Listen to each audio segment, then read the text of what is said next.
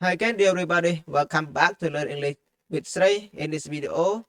we are going to continue our English Khmer newspaper translation. Okay, let's get started.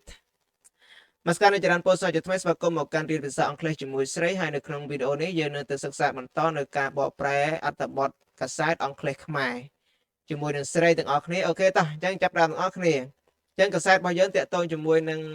បងអូនស្រីម្នាក់ដែលត្រូវឪពុកខ្លួនចាប់រំលោភហើយនឹងឪពុកចិញ្ចឹមនឹងយកទៅរំលោភបន្តទៀតអញ្ចឹងចំណងជើងវាមានហើយគឺ Man Texan girl whose father abused her and whose mother killed herself then sexually assault her instead ទៅបកប្រែនៅខាងក្រោមប្រកេនជូនហើយតោះមកខាត់ពេលយូរយើងទៅរៀនពាក្យតែម្ដងអញ្ចឹងយើងមើល Learn English Khmer vocabs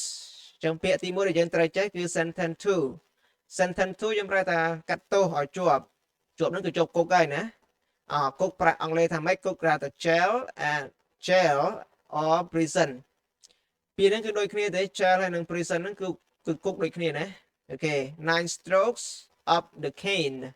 9 strokes of the cane អញ្ចឹងការវាយ9ដំបងណាវាយ9ដំបងណា clear ហ្នឹងយើងប្រែធម្មតាអញ្ចឹងទៅplead guilty ហ្នឹងប្រែថាទទួលទោសឬក៏សារភាពទោសពាក្យបន្ទាប់ទៀតគឺ four counts of 4ករណីឬក៏4ខនៃបទចោទអីចឹងទៅណាអូខេ exploitative sexual penetration យើងប្រែថាការរំលោភបំពានឬក៏ការចាប់រំលោភហ្នឹងណាចា clear នេះយើងប្រែអញ្ចឹងយើងប្រែចាប់ពីនេះមកការចាប់រំលោភឬក៏ការរំលោភបំពានអូខេដល់ minor យើងអាន minor ជា noun ប្រែថាអនីតិជនដែលស្ថិតនៅក្រោមច្បាប់អូខេណាcharge ប្រែថាបទចោទជានាមប្រែថាបទចោទ taken into consideration ប្រែថាដែលត្រូវពិចារណាអូខេ prosecution យើងប្រែថាការកាត់ទោស offense ជន់ល្មើស section យើងថាផ្នែកឬក៏កថាខណ្ឌ penal code យើងប្រែថាក្រមព្រហ្មទណ្ឌចឹងពាក្យដែលយើងត្រូវរៀននៅក្នុងអត្ថបទបន្ទាប់គឺមានប៉ុណ្ណឹងហើយសង្ឃឹមថាអ្នកទាំងអស់គ្នាចេះពាក្យមួយចំនួនហើយយកទៅប្រើប្រាស់បានណាចឹងពាក្យដែលយើងមិនទាន់ជួបក៏យើងរៀនឲ្យចាំទៅពាក្យណាដែលយើងជួបហើយក៏យើងគួររំលឹកវាបដាបន្ថែមទៀតអូខេចឹងបន្ទាប់ពីយើងបានមើលពាក្យហើយយើងចាប់ដើមចូលដល់អត្ថបទទាំងអស់គ្នាអញ្ចឹងអត្ថបទនេះគឺខ្លីទេយើងដកយកតែពីកថាខណ្ឌមកប្រកេនជូនសិនតោះអញ្ចឹងដំបូងយើងអានសិនណាអូខេ He was sentenced to 10 years jail and 9 strokes of the cane on Tuesday, November 28. The man pleaded guilty to 4 counts of exploitative sexual penetration of a minor who is 16 to 17, with another 9 charges taken into consideration.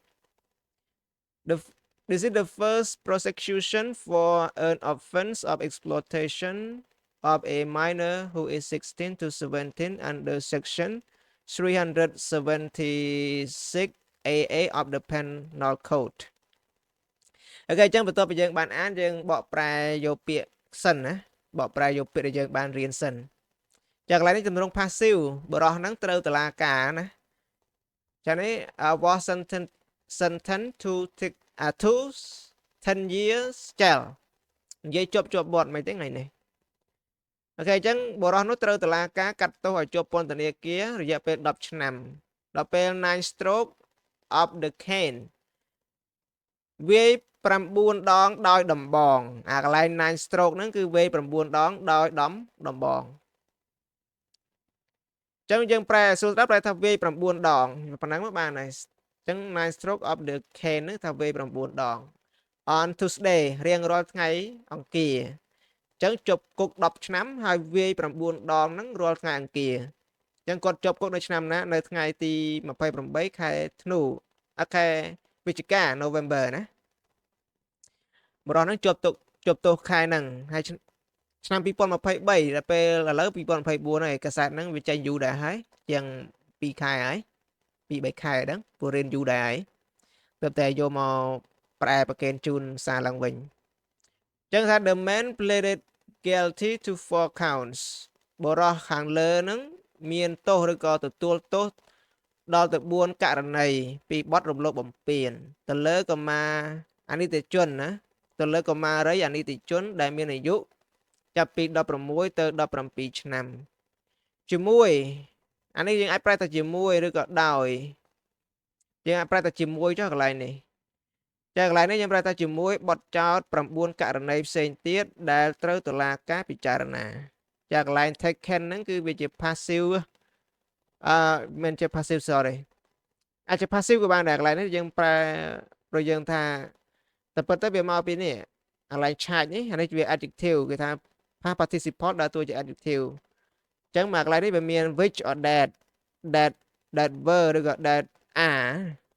ឬក៏ which were ឬក៏ which are taken ដល់ពេលយើងកាត់ចោលទៅសល់តែ taken ទៅទេអញ្ចឹងដែលត្រូវតុលាការពិចារណាមកខាងក្រោម this is the first prosecution នេះគឺជាកាត់ទោសលើកដំបូង first លើកដំបូងចំពោះបទឬក៏ជនល្មើសម្នាក់ពីបទរំលោភបំពានលើកុមារីអនិច្ចជនម្នាក់ដែលមានអាយុចាប់មានអាយុ16ទៅ17ឆ្នាំក្រោម under នឹងក្រោមហើយ section